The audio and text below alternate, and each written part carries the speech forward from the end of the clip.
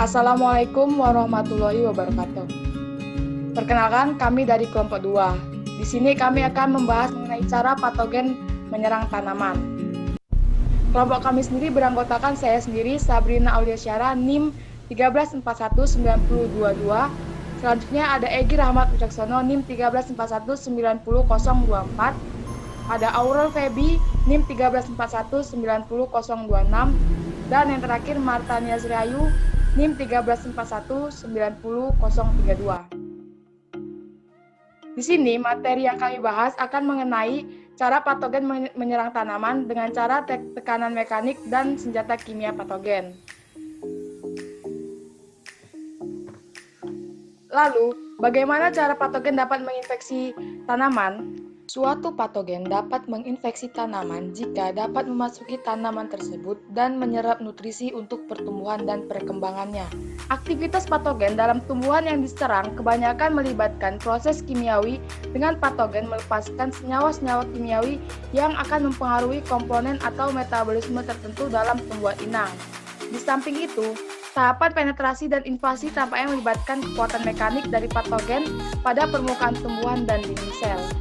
Kekuatan mekanik pada permukaan tumbuhan terjadi pada penetrasi oleh sebagian besar jamur patogen, tumbuhan tingkat tinggi, yang parasit, serta nematoda. Dengan demikian, secara umum dapat dikemukakan bahwa patogen menyerang tumbuhan dengan kekuatan mekanis dan secara kimiawi.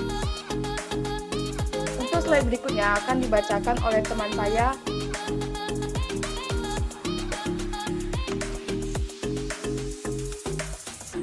Selanjutnya, bagaimana cara patogen menyerang tanaman? Secara umum, patogen menyerang tanaman dengan 3 cara, yaitu tekanan mekanik, senjata kimia, dan zat pengatur tumbuh.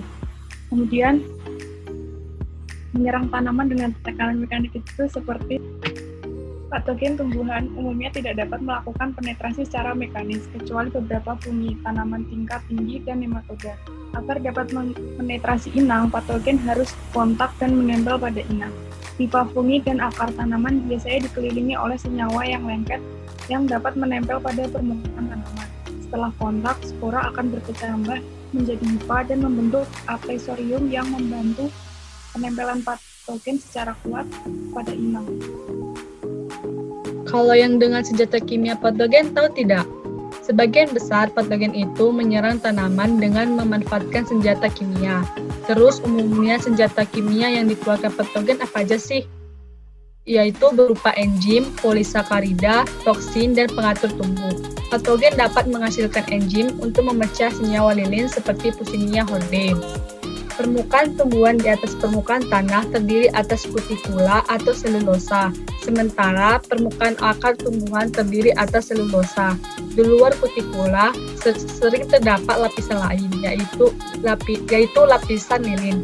Kutikula utamanya terdiri atas kutin dan pada bagian bawahnya terdapat pekim dan selulosa.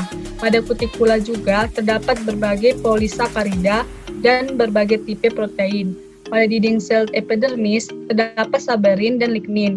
Patogen seperti jamur yang dapat menetrasi tumbuhan secara langsung umumnya menghasilkan enzim yang dapat mencerna senyawa-senyawa pada permukaan tumbuhan dan dinding sel tumbuhan.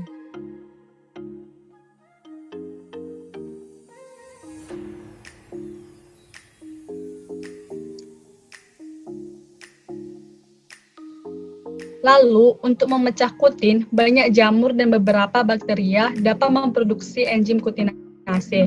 Untuk memecah protein, patogen memproduksi enzim yang disebut protease, proteinase, atau peptidase. Untuk mencerna karbohidrat yang dapat berupa amilase atau amilopektin, patogen membentuk amilase. Sementara, peran utama polisakarida tampak pada penyakit layu dengan patogen menginvasi jaringan pembuluh tumbuhan. Pada penyakit layu, polisakarida yang dapat dilepas patogen dan silen mungkin dapat menyebabkan penyumbatan sehingga menimbulkan layu. Baik, sekarang saya bisa menjelaskan mengenai patogen menyerang tanaman dengan menggunakan toksin. Toksin umumnya merusak sel dengan merusak permeabilitas membran sel, mengganggu kerja enzim, atau berperan sebagai antimetabolit sehingga menyebabkan defisiensi faktor pertumbuhan esensial. Kebanyakan toksin bereaksi pada protoplasma inang yang hidup sehingga menimbulkan kerusakan serius atau membunuh sel tersebut. Nah, toksin dapat dibedakan ke dalam dua kelompok, yaitu toksin yang berspektrum luas dan toksin yang berspektrum sempit. Toksin yang berspektrum luas dapat merusak banyak jenis tumbuhan, bahkan dari berbagai familia.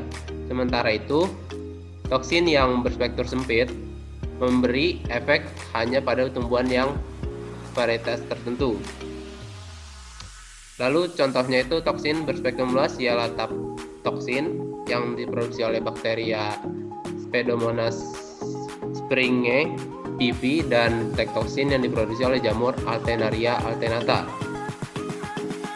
Baik dari toksin berspektrum sempit, contohnya itu toksin T yang dihasilkan oleh jamur Drosera maedis pras T yang menyebabkan hawar daun pada jagung. Dampaknya toksin T seperti spesifik merusak mitokondria dan menghalangi sintesis ATP pada tanaman yang rentan. Nah, terima kasih banyak telah menonton hasil presentasi kami. Terima kasih.